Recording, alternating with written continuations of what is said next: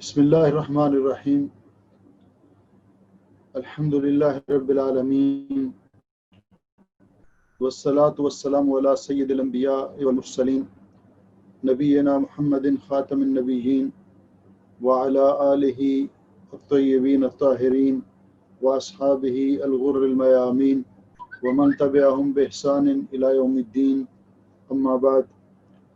معزز سامعین و ناظرین، السلام علیکم ورحمۃ اللہ وبرکاتہ. میں اس دینی پروگرام میں شرکت کرنے پر آپ تمام بہن بھائیوں، عزیزوں اور عزیزات کو خوش آمدید کہتا ہوں، اور اللہ رب العزت کی بارگاہ میں دعا گو ہوں کہ اللہ جل شانہ ہمیں ان لوگوں میں شامل کرے جن کے بارے میں نبی رحمت صلی اللہ علیہ وسلم نے ارشاد فرمایا، من یرد اللہ بہ خیرا یفقہہ فی الدین، جس کے ساتھ اللہ تعالیٰ بھلائی کا ارادہ فرماتے ہیں اس کو دین کے فہم و سمجھ اور بوجھ اور فہم و فراست عطا کرتے ہیں. اللہ رب العزت ہمیں ان تمام انعامات کا مستحق بنائے جو اللہ رب العزت نے دین سیکھنے اور سکھانے والوں کے لیے مقرر کیے ہیں. اللہ تعالیٰ ہمیں علم نافع عطا کرے اور عمل صالح کی توفیق عطا فرمائے، صحت و عافیت سے نوازے، جب تک زندہ رکھے، اسلام پہ زندہ رکھے اور ہمارا خاتمہ ایمان پہ کرے. اللہ تعالیٰ ہم سب کی حفاظت فرمائے، ہر قسم کے شر، فتنے اور پریشانی سے محفوظ فرمائے. آج ہم الوجیز فی فقہ السنت والکتاب العزیز کا درس شروع کریں گے، اور گزشتہ درس کے اندر ہم نے نواقض وضو کا ذکر کیا تھا. نواقض وضو، اور نواقض وضو کا معنی کہ وہ چیزیں جن کے ساتھ وضو ٹوٹ جاتا ہے، اور صاحب کتاب نے جن چیزوں کا تذکرہ کیا میں نے تفصیل کے ساتھ ان کا ذکر کیا تھا. اس سلسلے میں ایک دو سوالات تھے، ان کا جواب دے کر پھر آج کا موضوع اس کو شروع کرتے ہیں. ایک سوال تو یہ تھا کہ نواقض وضو کے اندر یہ بیان کیا گیا کہ اونٹ کا گوشت کھانے سے وضو ٹوٹ جاتا ہے، اس میں حکمت کیا ہے؟ تو معزز سامعین اور ناظرین، شریعت کے احکام دو قسم کے ہیں. ایک وہ احکام ہیں جنہیں معللہ کہا جاتا ہے، وہ احکام جن کی علت اور سبب بیان کر دیا ہے شارع علیہ السلام نے، اور اللہ رب العزت نے آپ کو اس کا سبب بتلا دیا. ان احکام کو کہتے ہیں معللہ. مثال کے طور پر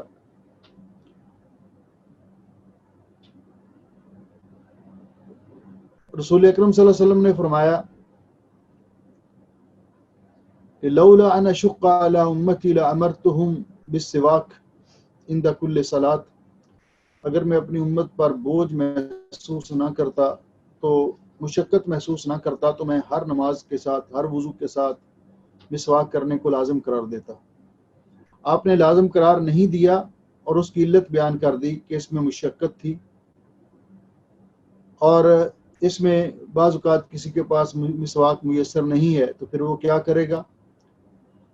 اسی طرح رسول اکرم صلی اللہ علیہ وسلم نے 3 رات نماز تراویح کی جماعت کروائی اور اس کے بعد چھوڑ دی، اور اس کی وجہ بیان کی کہ میں نے اس لیے چھوڑ دی ہے کہ آپ کا ذوق اور شوق دیکھ کر کہیں اللہ رب العزت نماز تراویح فرض نہ کر دے. تو یہ احکام جن کی ایک علت بیان کی گئی. اسی طرح آپ نے فرمایا کہ اگر کسی کے پینے کی چیز کے اندر مکھی گر جائے تو اس کو ڈبو کر باہر نکال دیا جائے. کیوں؟ اس کی علت بیان کر دی کہ اس کے ایک پاؤں کے اندر بیماری ہے اور ایک میں اللہ نے شفا رکھی ہے. تو یہ جب گرتی ہے تو بیماری والا جو اس کے ایک پر کے اندر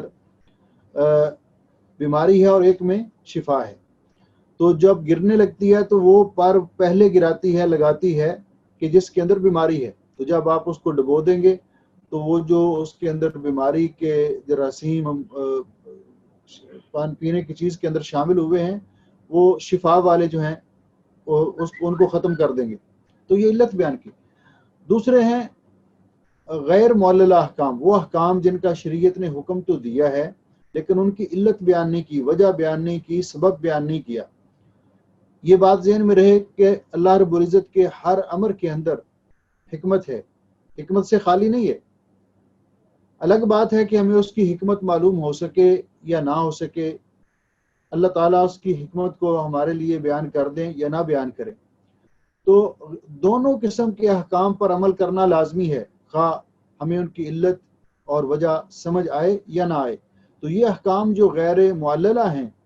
انہی میں سے یہ حکم بھی ہے کہ اونٹ کا گوشت کھانے سے وضو کرنا، اونٹ کا گوشت کھانے سے وضو کرنا چاہیے، وضو ٹوٹ جاتا ہے. تو اس کی واضح طور پر کوئی وجہ رسول اکرم صلی اللہ علیہ وسلم نے بیان نہیں کی. بعض علماء نے اس کی توجیہ کرنے کی کوشش کی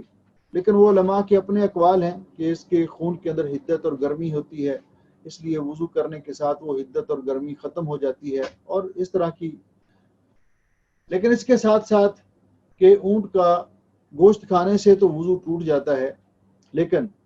اگر انسان گوشت نہ کھائے، اس گوشت کا جو شوربہ ہے وہ کھا لے یا اسی طرح اونٹ کا دودھ ہے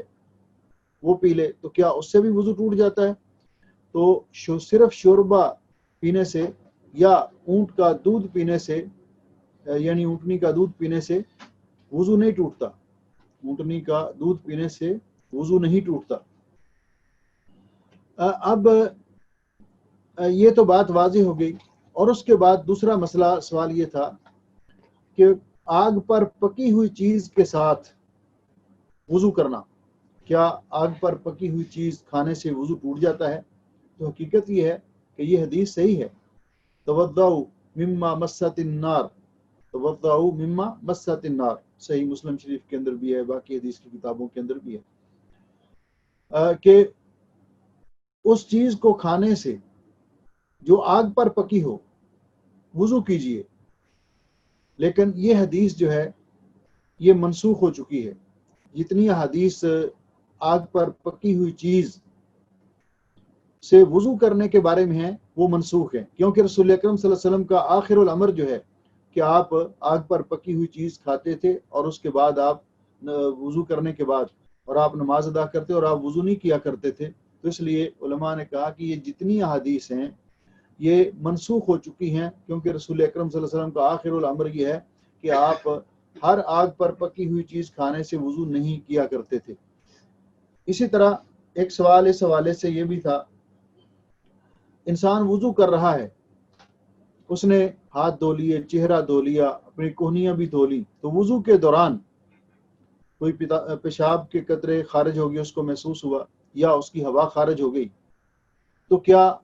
اب وہ وضو اسی طرح کمپلیٹ کرے گا یا کہ اس کو دوبارہ وضو کرنا ہوگا؟ تو ایسی صورت میں اگر تو کوئی پیشاب کے قطرے خارج ہوئے اور اس کی بیماری نہیں ہے، کبھی ایسے ہو جاتا ہے، تو اسے چاہیے کہ دوبارہ استنجا کرے اور وضو دوبارہ کرے. اور اگر ہوا خارج ہو گئی ہے تو تب بھی، کیونکہ ان چیزوں سے وضو ٹوٹ جاتا ہے، تو گویا کہ جتنا وضو ہوا تھا وہ ان چیزوں سے ٹوٹ گیا، لہٰذا اس کو دوبارہ سے وضو کرنا چاہیے، اس کو سٹارٹ سے وضو دوبارہ کرنا چاہیے. اسی طرح آگے جو اس کے بعد موضوع بیان کیا گیا تھا کہ کن چیزوں کے لیے وضو کرنا واجب ہے، کن چیزوں کے لیے وضو کرنا واجب ہے. تو اس میں صاحب کتاب نے 2 چیزیں ذکر کی تھی. ایک تو نماز کہ حالت حدث میں بے وضو آدمی کی نماز نہیں ہوتی، نماز کے لیے وضو شرط ہے. لیکن یہاں پہ ایک سوال تھا کہ ایک آدمی نماز پڑھ رہا ہے، نماز کے دوران اس کو پیٹ کے اندر کوئی ہوا محسوس ہوتی ہے، پیٹ کے اندر ہوا گردش کر رہی ہے، تو کیا اس کو وضو دوبارہ کر کے آنا چاہیے یا کہ اس کو نماز کمپلیٹ کرنی چاہیے؟ تو رسول اکرم صلی اللہ علیہ وسلم نے فرمایا کہ جب کسی کو پیٹ کے اندر اس طرح کی کوئی چیز محسوس ہو تو اس وقت تک وہ نماز نہ چھوڑے جب تک اس کو ہوا خارج ہونے کا یقین نہ ہو جائے، یا آواز سن لے یا بدبو اس کی آئے اس کو، اس وقت تک وہ نماز کو چھوڑے نہیں، اپنی نماز سے خارج نہ ہو۔ تو اس کا معنی یہ ہے کہ پیٹ کے اندر اگر صرف ہوا گردش کر رہی ہے اور وہ ہوا خارج نہیں ہوتی، انسان کو اس بات کا یقین ہے کہ ہوا خارج نہیں ہوئی، تو اپنی نماز کمپلیٹ کر لے، اس میں کوئی حرج نہیں ہے، اور اس سے وضو نہیں ٹوٹتا۔ اور اگر ہوا خارج ہو گئی اور اس کا یقین ہو گیا تو اس سے وضو ٹوٹ جائے گا۔ پھر یہ سوال ہے کہ اگر ایک آدمی 4 رکعت والی نماز پڑھ رہا ہے تو 2 رکعتیں پڑھنے کے بعد، یا 1 رکعت پڑھنے کے بعد، یا 3 رکعتیں پڑھنے کے بعد اس کا ہوا خارج ہوگی، وضو ٹوٹ گیا۔ اب وہ کیا کرے؟ وضو تو کرے گا، یعنی وہ وہی نماز چھوڑ دے بغیر وضو کے، اسی حالت میں نماز کو کنٹینیو رکھنا یہ جائز نہیں ہے، فوری طور پر نماز چھوڑ دے۔ لیکن وہ وضو کر کے آئے تو پھر وہ نماز کہاں سے شروع کرے گا؟ جب وہ وضو کر کے دوبارہ آئے گا تو نماز کہاں سے شروع کرے گا؟ یعنی پہلی رکعت میں وضو ٹوٹ گیا، جب واپس آیا تو امام تیسری رکعت میں تھا، تو کیا وہ وہیں سے کنٹینیو کرے گا کہ اس کو اپنی دوسری رکعت شمار کرے گا، یا کہ سٹارٹ سے نماز شروع کرے گا؟ تو وہ آدمی نماز سٹارٹ سے شروع کرے گا، پہلی رکعت ہوگی اس کی جب آپ کے خواہ وہ امام کے ساتھ آ کر مل جائے، یا امام نے جماعت ختم کر دی ہو تو بعد میں آ کر ملے، تو وہ نماز دوبارہ سے پڑھے گا، اس کے ساتھ ہی دوسری چیز جس کے لیے ذکر کیا گیا کہ وضو کرنا واجب ہے، تو اس میں اللہ رب العزت نے قرآن پاک میں حکم بھی دیا ہے، اور نبی پاک صلی اللہ علیہ وسلم کا ارشاد بھی ہے کہ بیت اللہ شریف کا طواف کرنا، بیت اللہ شریف کا طواف کرنا۔ تو بیت اللہ شریف کا طواف کرنا اس کے لیے وضو شرط ہے، لیکن یہاں پہ سوال یہ ہے کہ بیت اللہ شریف کا طواف یہ 7 شوط ہیں، 7 چکر ہیں۔ ایک آدمی نے 3 چکر یا 4 چکر مکمل کر لے اور پھر اس کا وضو ٹوٹ گیا، تو اب وہ دوبارہ اس کو کنٹینیو نہیں رکھ سکتا، وہ جائے اور وضو کر کے آئے، لیکن جہاں سے اس کا وضو ٹوٹا تھا اور اس نے طواف چھوڑا تھا، وہاں سے آ کر وہ شروع اپنا طواف جو ہے کنٹینیو کرے گا اور مکمل کرے گا۔ یہ طواف کے لیے یہ حکم ہے، کیونکہ رسول اکرم صلی اللہ علیہ وسلم نے فرمایا الطواف بالبیت صلاۃ الا ان اللہ قد احل فیہ الکلام، کہ بیت اللہ شریف کا طواف کرنا یہ بھی نماز ہے، مگر اللہ تعالیٰ نے اس میں کلام کرنا اس کو جائز اور حلال قرار دیا ہے۔ لیکن اگر ایک آدمی نے بیت اللہ شریف کا طواف مکمل کر لیا ہے، تحیات الطواف پڑھ لیے ہیں، اور اس کے بعد اس کا وضو ٹوٹ گیا ہے، تو کیا وہ سعی بغیر وضو کے کر سکتا ہے؟ تو سعی چونکہ بیت اللہ شریف کے باہر تھی اس وقت بھی، تو سعی جو ہے یہ بغیر وضو کے کی جا سکتی ہے، لیکن اگر وضو کر لیا جائے تو یہ بہتر ہے، کیونکہ اس میں ذکر اذکار اور دعائیں بھی ہوتی ہیں۔ لیکن اگر بغیر وضو کے سعی کر لے اور وضو کرنا اس کے لیے مشکل ہو تو سعی بغیر وضو کے یہ ہو سکتی ہے۔ اس کے بعد آج کا درس جہاں سے ہمارا شروع ہو رہا ہے، اس سلسلے میں کل کے درس میں میں نے عرض کیا تھا کہ یہ سوال جو آیا تھا ایک، کہ اگر کوئی خاتون وضو کرنے کے بعد اپنے بچے کو دودھ پلاتی ہے اور اس کے بعد کیا اس کو دوبارہ وضو کرنا پڑے گا؟ کیا بچے کو دودھ پلانے سے وضو ٹوٹ جاتا ہے؟ تو اس کا جواب تو پہلے ہو گیا تھا کہ اس کو دوبارہ وضو کرنے کی ضرورت نہیں، بچے کو دودھ پلانے سے وضو نہیں ٹوٹتا۔ آج جو ٹاپک ہے ہمارا، جہاں سے ہم درس شروع کریں گے، چھوڑا تھا پچھلے درس میں ہم نے، تو صاحب کتاب نے یہ عنوان قائم کیا ہے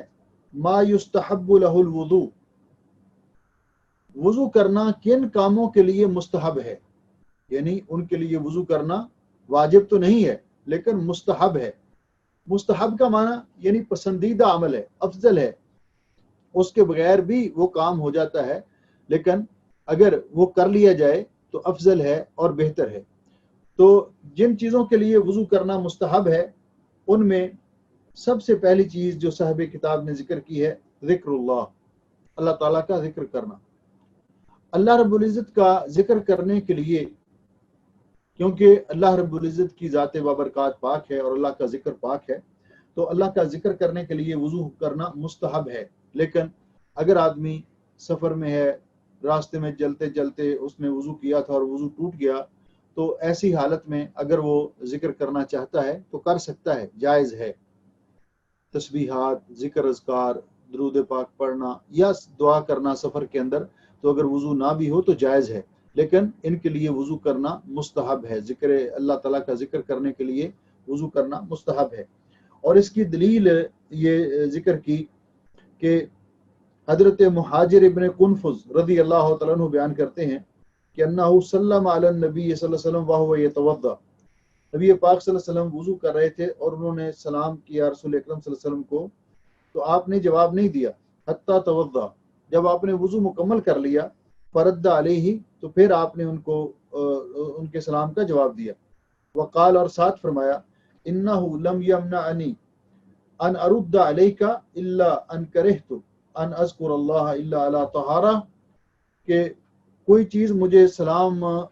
کا جواب دینے میں رکاوٹ نہیں تھی، مگر یہ چیز کہ میں نے اس بات کو نہ پسند کیا کہ میں بغیر وضو کے اللہ کا نام لوں، بغیر وضو کے اللہ کا نام لوں۔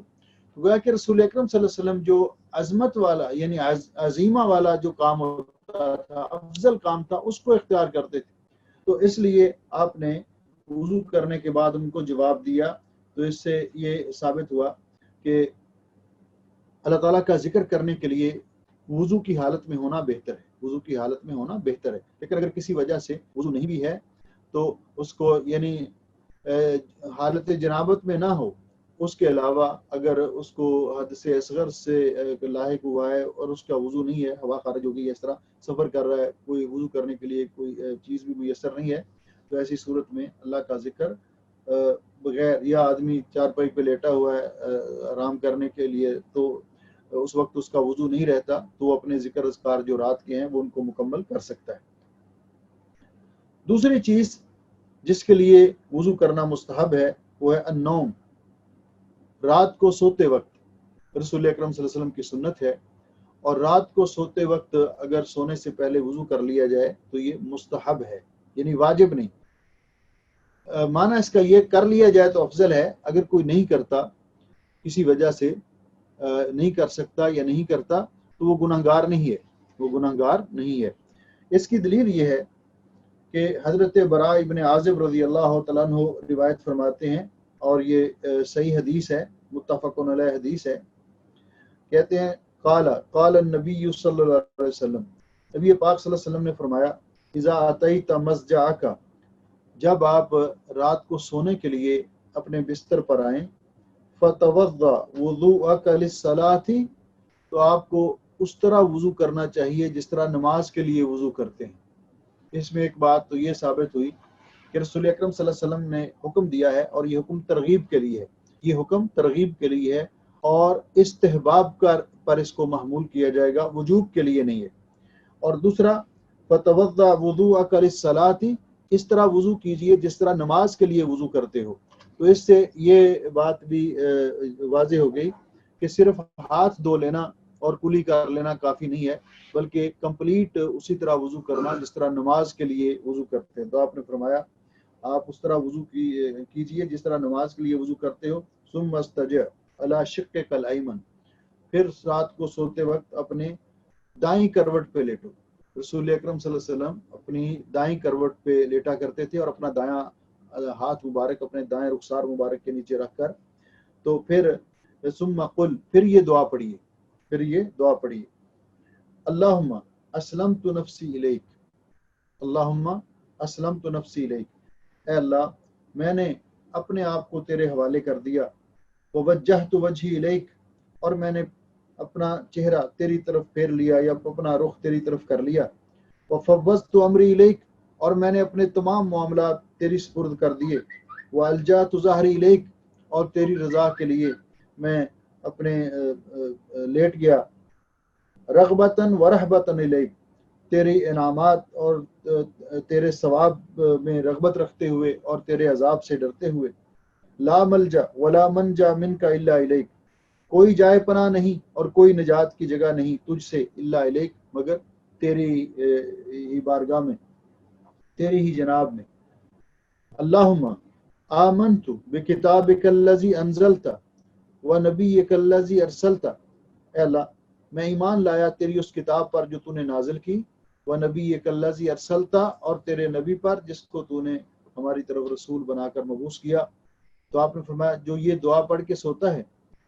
آپ نے حضرت برا رضی اللہ تعالیٰ عنہ کو سکھایا اور پوری امت کے لیے یہ تعلیم ہے کہ جو یہ دعا پڑھ کے سوتا ہے، تو فرمایا فَإِن مُتَّ مِن لَيْلَتِكَ، اگر آپ کی اس رات میں موت آ گئی، فَأَنْتَ عَلَى الْفِطْرَةِ، تو آپ کی موت فطرت اسلام پر ہوگی۔ اور فرمایا وَاجْعَلْهُنَّ آخِرَ مَا تَتَكَلَّمُ بِهِ، اور یہ کلمات آپ کی آخری کلام ہونی چاہیے،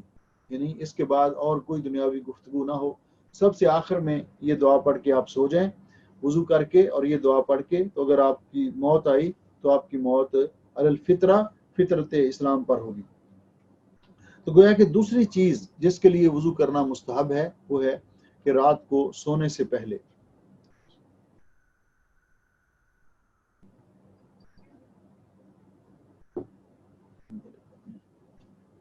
تیسری چیز جو صاحب کتاب نے ذکر کی، الجنب، جنبی آدمی جس پر غسل واجب ہو چکا ہوتا ہے، خواہ وہ ازدواجی تعلقات کی وجہ سے ہو یا احتلام کی وجہ سے ہو، تو فرمایا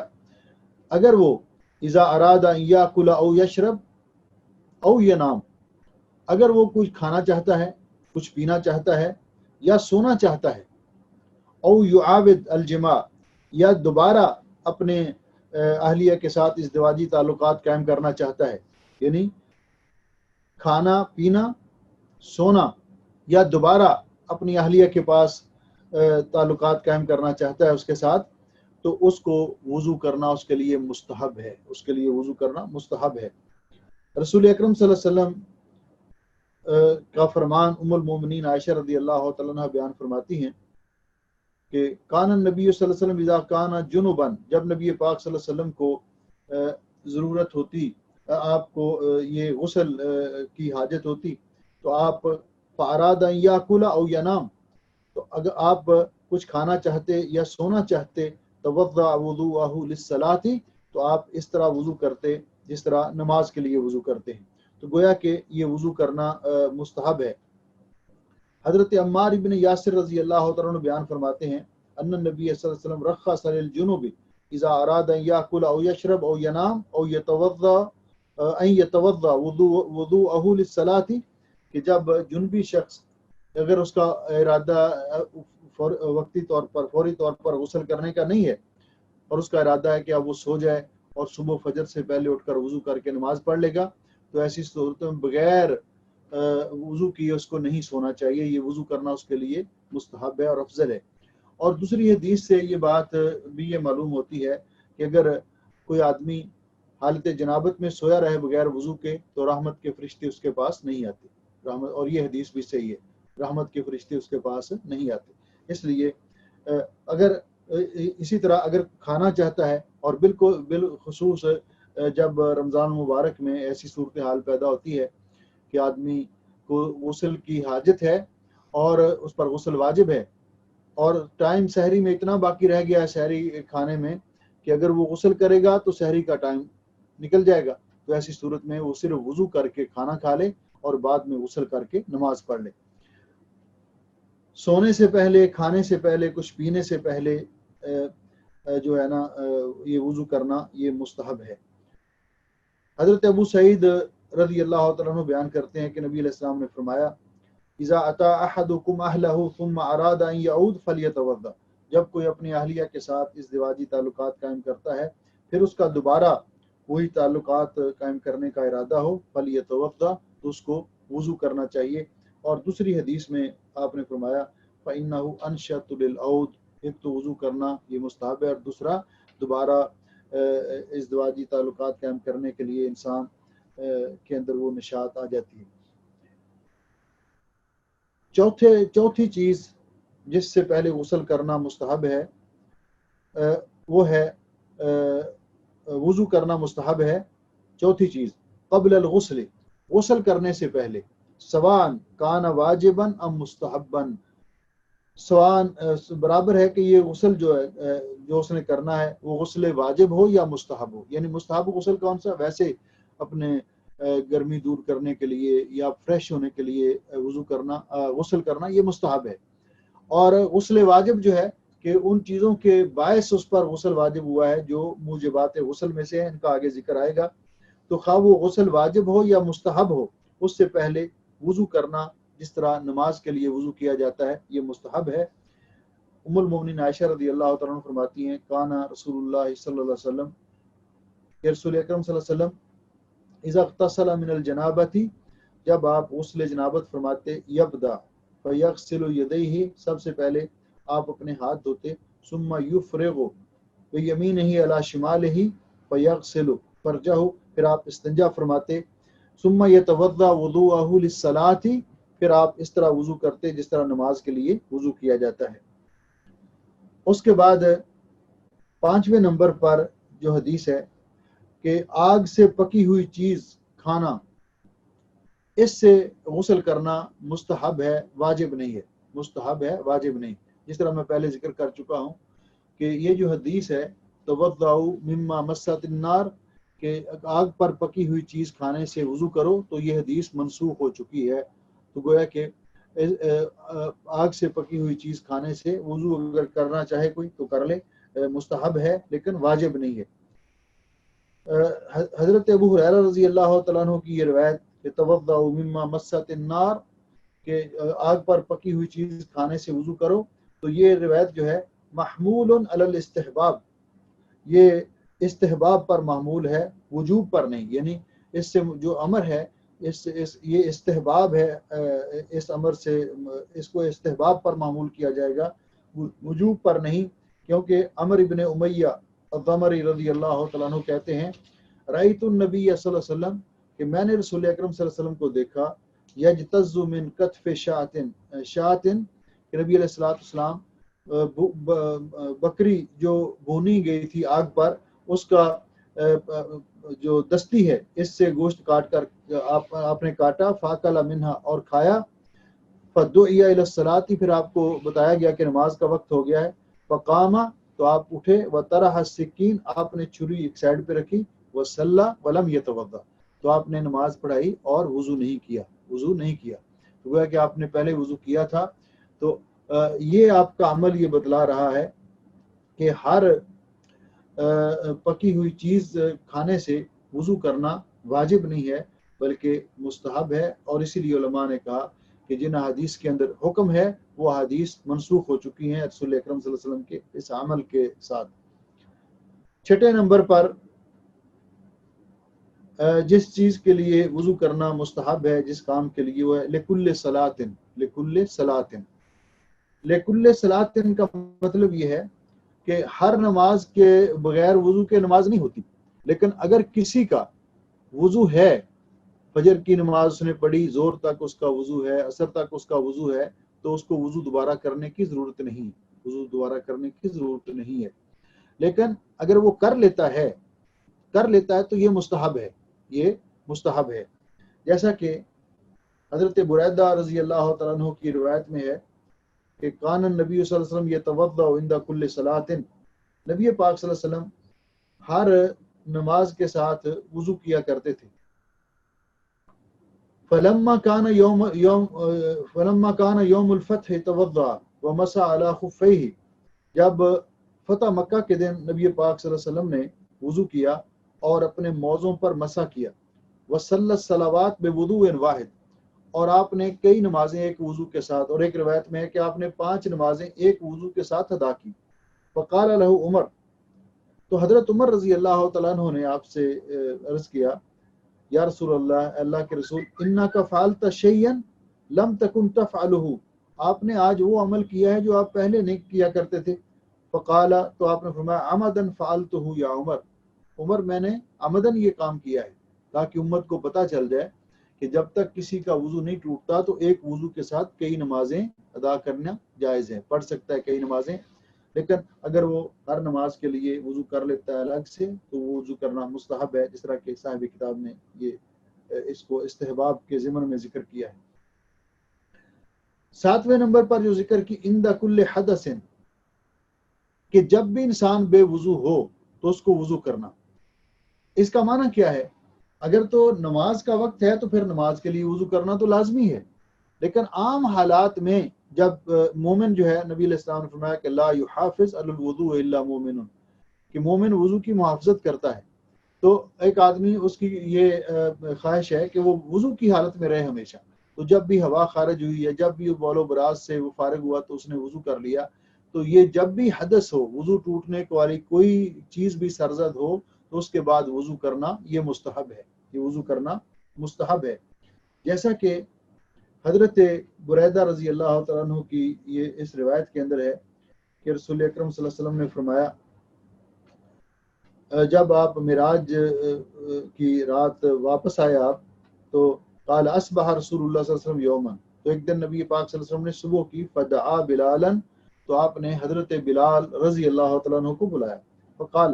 تو آپ نے پوچھا یا بلال بما سبقتنی الی الجنہ، آپ جنت میں کس چیز کی وجہ سے مجھ سے سبقت لے گئے؟ انی دخلت البارحہ الجنہ، میں رات کو جنت میں داخل ہوا، فسمعت خشخشتک امامی، تو میں نے اپنے آگے آپ کے پاؤں کی آہٹ سنی، فقال بلال، تو حضرت بلال نے عرض کیا یا رسول اللہ، اے اللہ کے رسول، ما اذنت قط الا صلیت رکعتین، میں نے جب بھی اذان دی ہے تو 2 رکعتیں میں نے ضرور پڑھی ہیں، ولا اصابنی حدث قط، اور جب بھی میں بے وضو ہوا الا توضأت، تو میں نے فوراً وضو کیا ہے، فقال رسول اللہ صلی اللہ علیہ وسلم، تو نبی علیہ السلام نے فرمایا لہٰذا اسی وجہ سے اللہ تعالیٰ نے آپ کو یہ مقام اور یہ مرتبہ دیا ہے۔ اسی طرح 8ویں نمبر پر جو ذکر کیا من القے، جب انسان کو الٹی آ جائے، قے آ جائے، ہم پہلے ذکر کر چکے ہیں کہ نکسیر آ جائے، قے آ جائے، یا حلق سے پانی وہ زرد رنگ کا وہ نکلے، یا خون کہیں سے نکل آئے سبیلین کے علاوہ، تو اس سے وضو نہیں ٹوٹتا، اس سے وضو نہیں ٹوٹتا، لیکن اگر قے آ جاتی ہے تو اس سے وضو کرنا مستحب ہے، جس طرح کہ صاحب کتاب نے ذکر کر لیا کہ اگر نہیں کوئی کرتا وضو صاف کر کے نماز پڑھ لیتا تو ٹھیک ہے، وگرنہ قے آ جانے سے آنے پر وضو کر لے تو مستحب ہے، افضل اور بہتر ہے۔ اس کے ضمن میں وہ حدیث یہ ذکر کی کہ معدان ابن ابی طلحہ حضرت ابو الدرداء رضی اللہ عنہ سے بیان کرتے ہیں کہ ان رسول اللہ صلی اللہ علیہ وسلم قاء فافطر، نبی علیہ الصلوۃ والسلام نے ایک دفعہ قے کی اور آپ نے روزہ افطار کر دیا، ہو سکتا ہے کسی ضعف اور کمزوری کی وجہ سے نفلی روزہ، فتوضا، تو آپ نے وضو کیا، یعنی قے کرنے کے بعد آپ نے روزہ بھی افطار کر دیا اور وضو بھی کیا، فلقیت ثوبان فی مسجد دمشق، تو میں ثوبان رضی اللہ عنہ سے ملا دمشق کی مسجد میں، فذکرت ذالک لہو، تو میں نے اس بات کا ذکر ان کے ساتھ کیا، تو انہوں نے کہا صدقہ، راوی نے سچ کہا ہے، انا سببت لہو وضوءہ، تو میں نے اس وقت میں نے نبی پاک صلی اللہ علیہ وسلم کو وضو کروایا تھا، وضو کا پانی میں نے آپ کے لیے بھر کے دیا تھا، یا آپ انڈیل رہا تھا اور آپ وضو فرمایا آپ نے، تو گویا کہ قے اگر آ جائے تو اس سے بھی وضو کرنا مستحب ہے۔ 9ویں نمبر پر یہ ذکر کیا من حمل المیت، جب آدمی کسی میت کو اٹھاتا ہے، کسی میت کو اٹھانے کا معنی کیا ہے؟ تو اس کا معنی یہ ہے کہ میت کو وہ اس طرح اٹھاتا ہے کہ مباشرتاً میت کا جسم جو ہے وہ اس کو جسم کو اس کے ہاتھ لگتے ہیں، تو اس کے لیے بھی وضو کرنا مستحب ہے، وضو کرنا واجب نہیں ہے بلکہ وضو کرنا مستحب ہے۔ یا پھر کہ بعض نے اس سے مراد لیا کہ جب کسی کے جنازے کو کوئی کندھا دیتا ہے تو اس وقت بھی اس کے لیے وضو کرنا مستحب ہے، لیکن پہلی چیز جو اس پر علماء نے اس کو معمول کیا ہے اور وہی درست ہے کہ جب کوئی میت کو اٹھاتا ہے، مثلا جہاں اس کو غسل دیا اٹھا کر چارپائی پہ رکھا، اٹھا کر اس کو کفن کے چادروں پہ رکھا، تو اس طرح تو وہ اس کو وضو کر لے تو اس کے لیے بہتر ہے، وضو کر لے تو اس کے لیے بہتر ہے۔ اور حدیث پاک انہوں نے جو ذکر کی من غسل میتا فلیغتسل، کہ جو میت کو غسل دے اس کو چاہیے کہ وہ غسل کرے، ومن حملہ فلیتوضا، اور جو میت کو اٹھائے اسے چاہیے کہ وہ وضو کرے۔ تو یہ پہلا جو حصہ حدیث کا من غسل میتا فلیغتسل، تو یہ بھی جو ہے یہ بھی استحباب پر محمول ہے کہ جو میت کو غسل دے تو کیا اس کے لیے غسل کرنا واجب ہے؟ تو اس کو بھی استحباب پر محمول کیا جائے گا کہ اس کے لیے غسل کرنا مستحب ہے، اس کے لیے غسل کرنا واجب نہیں بلکہ مستحب ہے، جس طرح کہ حدیث پاک میں صراحت موجود ہے۔ صحابہ کرام بیان کرتے ہیں کہ ہم میت کو غسل دیتے تھے تو ہم میں سے کوئی غسل کر لیتا تھا میت کو غسل دینے کے بعد، اور کوئی نہیں کرتا تھا۔ تو گویا کہ میت کو غسل دینے کے بعد غسل کرنا واجب نہیں ہے۔ اگر کوئی سمجھتا ہے کہ چھینٹے اس کے جسم پہ پڑے ہیں وہ نہا لے تو اس کے لیے مستحب ہے، واجب نہیں ہے، واجب نہیں۔ اسی طرح میت کو اٹھانے کے ساتھ بھی غسل کرنا واجب نہیں ہے بلکہ مستحب ہے۔ یہ 9 چیزیں ذکر کی ہیں صاحب کتاب نے کہ جن کے لیے وضو کرنا مستحب ہے۔ اس کے بعد اگلا باب شروع ہو رہا ہے مستقل، المسح علی الخفین، کہ اپنے موزوں پر یا جرابوں پر مسح کرنا، اور یہ تفصیلی باب ہے کہ مسح کی شرائط کیا ہیں، اس کی مدت کیا ہیں، جرابیں کس طرح کی ہونی چاہیے، موزے کس طرح کے ہونے چاہیے۔ تو یہ انشاءاللہ ہم کل کے درس میں بیان کریں گے اللہ کی توفیق سے۔ آپ تمام بہن بھائیوں سے گزارش ہے کہ آپ باقی لوگوں کو بھی دعوت دیا کریں، اس پروگرام میں شرکت کریں۔